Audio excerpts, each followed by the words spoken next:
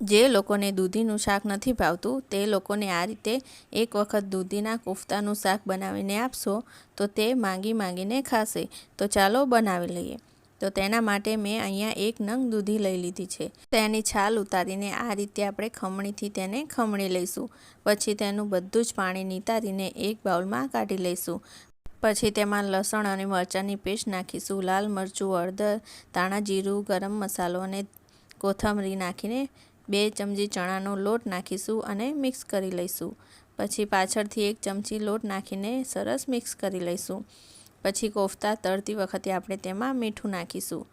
પછી બધું જ મિક્સ કરીને આ રીતે આપણે બોલ બનાવી લેવાના છે. તો બધા જ બોલ અહીંયા આપણે એક ડીશમાં તૈયાર કરી લઈશું. તો અહીંયા બધા જ બોલ બનીને તૈયાર છે. હવે મીડિયમ ગરમ તેલમાં આપણે એ બોલ્સને તળી લઈશું. હવે એક ગ્રેવી બનાવીશું. તેમાં 3 થી 4 ડુંગળીને કટ કરીને લઈ લઈશું અને મરચાં અને લસણ નાખીને એક ગ્રેવી બનાવીશું. હવે થોડુંક તેલ લઈશું, તેમાં જીરું અને બધા આખા મસાલા નાખીને ડુંગળીને એકદમ સરસ સાંતળી લઈશું. તો અહીંયા ડુંગળીમાંથી તેલ છૂટું પડી ગયું છે અને ડુંગળી સરસ ચડી ગઈ છે.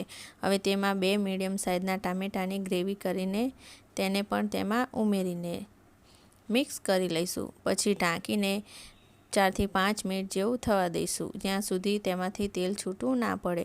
પછી તેમાં મસાલા કરીશું. તો 1.5 ચમચી લાલ મરચું, હળદર પાવડર, ગરમ મસાલો, ધાણા પાવડર અને કસૂરી મેથી નાખીને તેમાં પાણી નાખીને મિક્સ કરી લઈશું. પછી ઢાંકીને 2 થી 3 મિનિટ જેવું થવા દઈશું. પછી જે દૂધીનું પાણી આપણે રાખ્યું હતું તે તેમાં નાખી દઈશું અને પછી 1 ગ્લાસ જેટલું ફરીથી તેમાં પાણી નાખીશું અને મિક્સ કરીને 2 થી 3 મિનિટ જેટલું તેને ઉકળવા દઈશું. તો અહીંયા ગ્રેવી એકદમ સરસ ઉકળી ગઈ છે. હવે તેમાં જે આપણે કોફતા બનાવીને રાખ્યા હતા તે તેમાં બધા જ ઉમેરી લઈશું અને પછી સરસ મિક્સ કરી લઈશું. પછી તેને ઢાંકીને 2 થી 3 મિનિટ જેટલું થવા દઈશું અને ઉપરથી કોથમીર નાખીને સર્વ કરી લઈશું.